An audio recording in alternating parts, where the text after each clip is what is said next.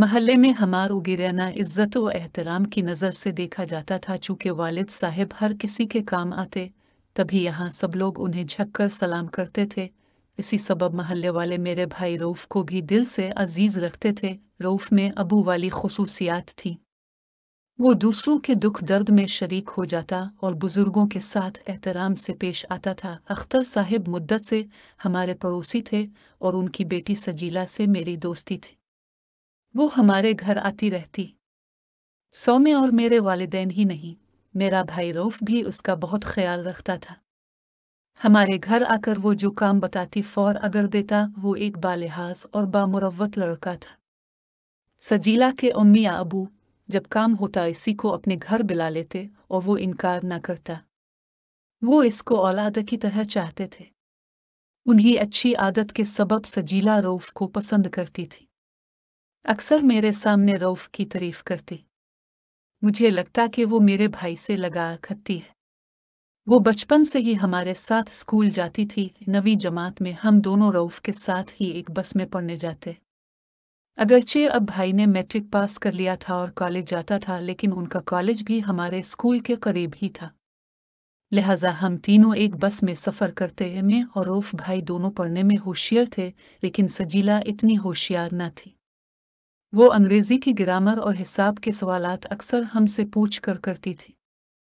हिसाब का कोई सवाल अगर मुझे ना आता, मैं भैया को बुला लेती और वो इसे समझा देते। कभी ऐसा भी होता कि वो रऊफ़ भाई को अपने घर बुलाकर उनसे अंग्रेज़ी पढ़ लेती। रऊफ़ सजीला को कभी कभी इसके घर जाकर पढ़ाता। इस बात का इल्म किसी तौर महल्ले के लड़कों को हो गया। वो इस वजह से रऊफ़ से जलने लगे। एक रोज़ में सजीला और रऊफ़ भाई स्कूल से लौट रहे थे। इस बस में हमारे महल्ले के चंद और भी लड़के थे। सजीला ने भाई से कहा, रऊफ़ आज तुम थोड़ी देर के लिए शाम को मेरे घर आना, मैंने तुमसे सवाल समझने हैं। ये बात सजीला के पीछे बैठे हुए लड़के ने सुनी। जब हम बस से उतरे, इस लड़के ने मुझसे पूछा, सजीला ने तुम्हारे भाई को घर क्यों बुलाया है? वो किसी और को भी बुलाती है क्या? नहीं तो मेरे भाई के सिवा किसी को नहीं बुलाती। भैया ज़रा तेज़ चल रहे थे, इसलिए वो हमसे आगे जा रहे थे और मैं आहिस्ता चल रही थी, तो ही इस लड़के को मुझसे बात करने का मौका मिल गया। लड़के के इस तरह सवाल करने पर मुझे गुस्सा आ गया। मैंने इसको डांटा, क्यों किया तुमको मेरे भाई से कोई तकलीफ है? उसका नाम एहतशाम था। इसके घर भी सजीला और उसके घर वाले आते जाते थे, क्योंकि वो उनके मकान के दाएं तरफ का पड़ोसी था, जबकि बाईं तरफ के पड़ोसी हम थे। दरमियान में अख्तर अंकल का मकान था। शायद एहतशाम के दिल में सजीला के लिए कोई मर्ज था। उसने मेरे भाई से हसद शुरू कर दिया। उसने घर जाकर अपनी बहन फिरोज़ा से कहा कि सजीला से तुम्हारी दोस्ती है और वो रोज़ रऊफ़ को अपने घर बुलाती है। ये बात ठीक नहीं। तुम इसको इस अमर से रोको और फिर इसके साथ दोस्ती छोड़ दो। इसी दिन फिरोज़ा सजीला के घर गई और इससे कहा, सजीला तुम्हें पता है कि रऊफ़ तुम्हारे बारे में महल्ले के लड़कों से कैसी बातें कहता फिरता है? वो बोली, नहीं तो तुमको पता है तो बता दो। इस पर फिरोज़ा कहने लगी, वो मेरे भाई से कहता था आजिला घर में अकेली है, इसलिए उसने मुझे अपने घर बुलाया है। तौबा तौबा, वो ये बुरी बातें महल्ले के सब लड़कों से कहता फिरता है। सजीला तुम इसको रूह को दूर न बदनाम हो जाओगी। ये सुनकर सजीला का रंग गुस्से से सुर्ख हो गया। कहने लगी, फिरोज़ा कसम से मैंने तो इसको सवाल समझने के लिए बुलाया था, ये सरासर झूठ है। मैं इससे पूछूंगी। सुबह जब बस में सजीला को मिली तो इसका मूड सख्त आफ था। इसने मुझे और रऊफ़ को देखते ही मुंह फेर लिया, तो मैंने मजाकना इससे कहा, क्या आज तुमको घर में किसी ने मारा है? वो इतनी नाराज़ थी कि मेरी जानिब देखना भी गवारा ना कर रही थी। बड़ी समाजत के बाद इसने अपने खफा होने की वजह बताई और एहतशाम की बहन फिरोज़ा के कहे हुए अल्फाज दोहराए, जिनको सुनकर मुझे भी गुस्सा आ गया। मैंने कहा, सजीला सुनो, आज तक मैंने या मेरे भाई ने तुम्हारे बारे में कोई गलत बात नहीं कही। अब अगर तुम फिरोज़ा के झूठ पर यकीन करके हमसे नाराज़ होती हो तो हो जाओ। घर आकर मैंने रऊफ़ भाई को बताया। उनको बहुत दुख हुआ। कहने लगे, आज से हम सजीला के घर नहीं जाया करेंगे। इसके बाद हमने इसके साथ दोस्ती खत्म कर दी। यूं वो फिरोजा के ज्यादा करीब हो गई। ये दोनों एक दूसरे के घर ज्यादा आने जाने लगी और उनकी दोस्ती गहरी होती गई। एक दिन स्कूल से जब हम वापस आ रहे थे, बस के ड्राइवर ने अचानक ब्रेक लगाई, जिससे मीर अबे-रऊफ, जो बस की छत का डंडा पकड़े खड़ा था, अपना तवाज़ुन बरकरार न रख सका और जिधर सजीला बैठी थी इसकी सीट से जा टकराया। इसने घूर कर भैया को देखा। सजीला के साथ फिरोजा बैठी थी। वो अपनी नशिस्त से उठ खड़ी हुई। इसके हाथ में रसाला था जो उसने मेरे भाई के सर पर दे मारा और शोर मचाने लगी कि जानबूझकर लड़कियों पर गिरते हो, तुमको शर्म नहीं आती? चाहिए तो ये था कि इस वक्त सजीला सच कह देती कि रऊफ मुझ पर जानबूझकर नहीं गिरा है, बल्कि वो अचानक बस की ब्रेक लगने से लड़ खड़ा है। लेकिन वो चुप रही।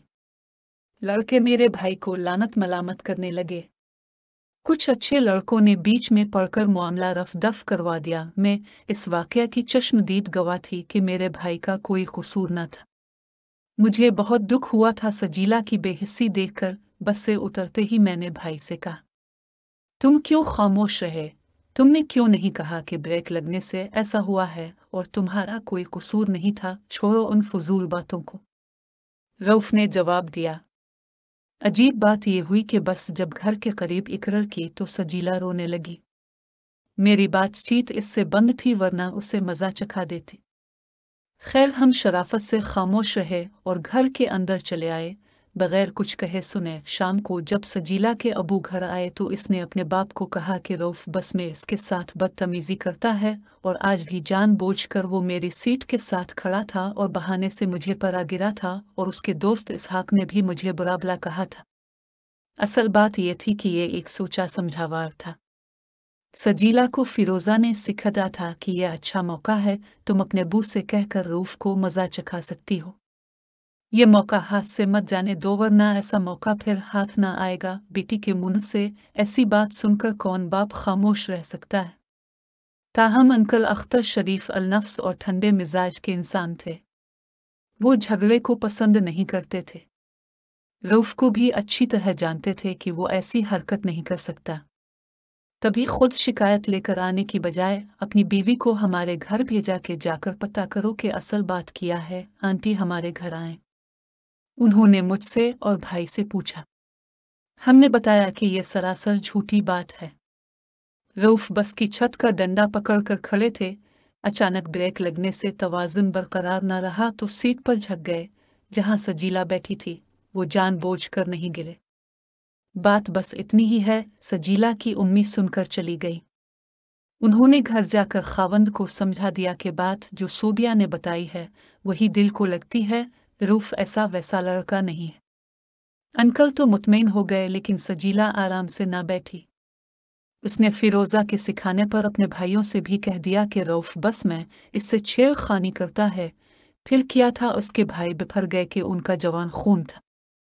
अब वो काबू में आने वाले कहाँ थे? डंडे लेकर घर से निकल पड़े। सामने ही उनको इसहाक नजर आ गया। इस पर टूट पड़े।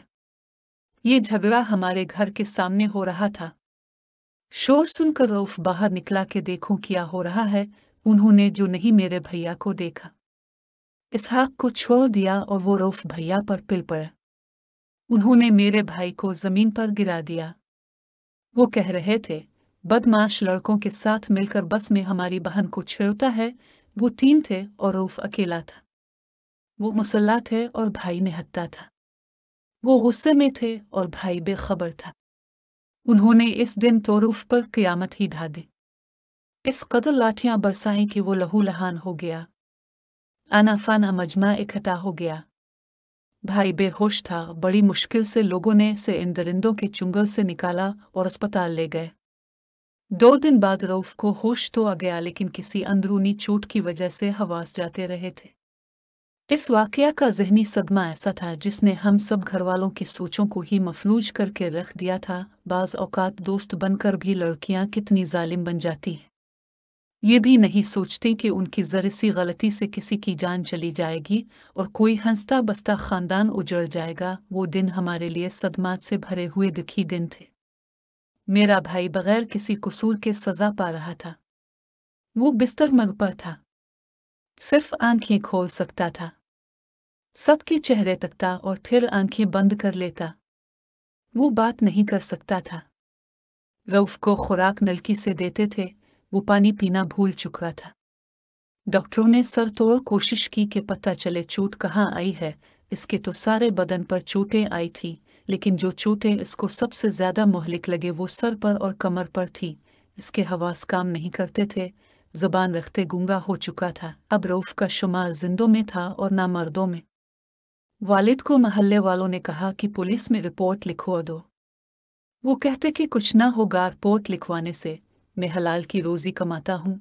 पुलिस वालों के पेट दोज़ख जैसे हैं, कहाँ से रिश्वत भरूंगा। उल्टी आंतें गिले ना पड़ जाएं। मामू मगर ना माने, वो रपट लिखवाने थाने पहुंच गए। वालिदा ने उनको बहुत रोका कि अख्तर साहिब शरीफ आदमी हैं, हमारे बरसों के पड़ोसी हैं और एहतशाम के वालिद भी हमारे पुराने हमसाए। ये बेचारे हमसे ज्यादा परेशान हैं। कुछ गलत किस्म के लड़कों की शरारत की वजह से अब बड़ों की पगड़ी उछल गई थी, वरना ये कब चाहते थे कि रऊफ के साथ कोई ऐसा सलूक करे। वो तो इसको औलाद की तरह चाहते थे। वही हुआ जिसका अंदेशा था। उधर मेरा भाई दम दे रहा था, उधर पुलिस रिश्वत के चक्कर में चक्कर लगा रही थी और हम कुछ किराए दे रही थी। एक मुअज़्ज़ज़ बुजुर्ग जो हमारे ही महल्ले में रहते थे, उन्होंने पुलिस वालों को भगाया। वालिद ने मामू से कहा कि हर गज में थाने के चक्कर में ना पड़ूंगा। बदमाश तो रिश्वत भरकर छूट जाता है, यहाँ बेचारा शरीफ आदमी ही धर लिया जाता है। जब मुद्दई ही इंसाफ लेने से गुरेज करे, दूसरे क्या करें। जो होना था हो गया। मेरा भाई चंद दिन मौत से नबर्द आजमारा कर अपने खालिक के पास चला गया और हम उसकी जवान मौत पर सीना को भी करते रह गए। जिसका जो भी कसूर था, इससे कत नज़र असल मुजरिम तो एहतशाम और फिरोज़ा थे। वही राय का पहाड़ बनाने वाले और हमारी खुशियों की हंसती बसती नगरी को आग दिखाने वाले थे। अगर फिरोज़ा सजीला को ना भड़कती और नादान सजीला उसके कहे में आकर ज़रा सी बातें का बतंगर ना बनाती, तो आज मीरा बेरऊफ हमसे हमेशा के लिए जुदा ना होता।